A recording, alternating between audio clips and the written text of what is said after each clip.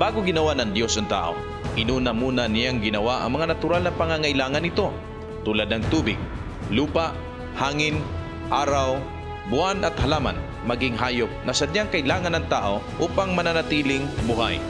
Ang tao'y walang sakit. Di pa kinatatakutan ng hypertension, diabetes, asthma, arthritis, AIDS, cancer at iba pang nakamamatay na sakit. Ngunit, nang dumami ang tao, dumarami rin ang polusyon sa kalikasan, maging sa tubig, lupa, hangin, at maging sa mga halaman na may halong kemikal na abono at pestisidyo, at maging sa hayop na may mga kemikal na halo ang kanilang mga pagkaing feeds.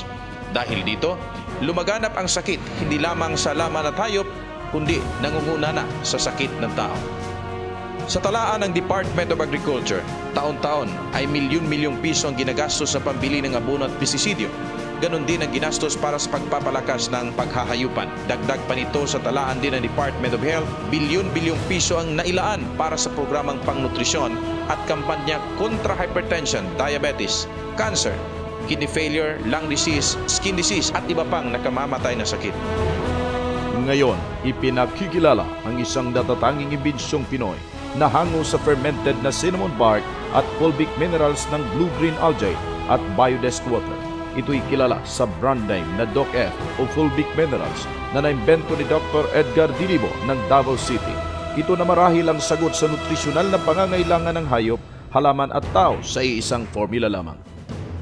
Ayon sa kanyang pananaliksik, ang Doc F ay mabisang foliar na abono at natural pest repellent dahil sa cinnamon na may taglay na bangong galing sa essential oil ito na tinatawag na ethyl cinnamate, eugenol, linalol at cinnamaldehyde, maging ang methyl savical.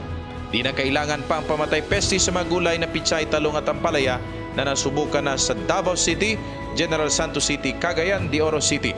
Mabilis ring lumaki ang tanim dahil sa taglay nitong fulvic minerals na sadyang kailangan ng dahon sa photosynthesis. Para sa hayop, mainam rin na ipanghalo sa feeds ng alagang hayop, baboy, manok, kambing, baka at kalabaw. Nakakatulong din ang Doc F sa metabolism ng hayop dahil sa pinapalakas ng formula ang digestive enzyme at pinabibilis ang pag-deliver ng nutrients sa cells nito. Ang fulvic acid na gawa ng cinnamon ay may natatanging kakayahan na panatilihing masigla ang red blood cells dahil sa kanyang minerals ay pawang ionically charged. Ang ibig sabihin, nagdadala ito ng negative at positive charge na siyang nagpapasigla ng cells ng katawan ng tao. Ang electrons na siyang negatively charged ang nananatili sa bawat cells at ito'y nagsilbing pampalakas. Naiiwasan ito ang blood clotting sapagkat there's a law on electricity that the same charges will repel and opposite charges will attract. So kapag ang dugo ay negatively charged, hindi ito nagdidikit-dikit at naiiwasan ng blood clotting na siyang nangungunang dahilan ng stroke at heart attack maging sa tao at sa hayop man. Kung may Doc F, maiiwasan ang maraming sakuna ng heart attack at stroke. Pwede ring ipatak ang Doc F under tongue o sublingual kung may inatake sa puso o maging stroke. Mas maraming patak, mas mabilis na mag-align ang ionic charges ng dugo ng tao dahil sa normal na pagdalo ng electron sa cells na papanatili ang electrical charges sa kalakasan ng katawan na parang bumbilyang perming may supply.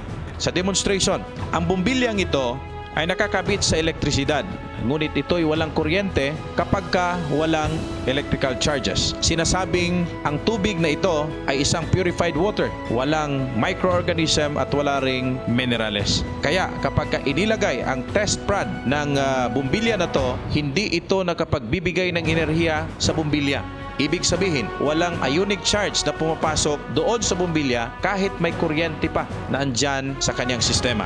Ngayon, ang basong ito na may purified water ay lalagyan natin ng ilang patak ng Doc F. Tingnan natin kung ano ang mangyayari. Iilaw siya, ibig sabihin, lumalabas yung electrical energy niya through light energy. Nang ibig sabihin ay nagkakaroon ng electrical charges. The negative and the positive charge reacts and it produces energy within the electrical system. Kung sa katawan ng tao, ang ionic charge ay siyang nagbibigay ng kalakasan ng tao immediately within a few seconds and down to hours upon taking the fulvic minerals.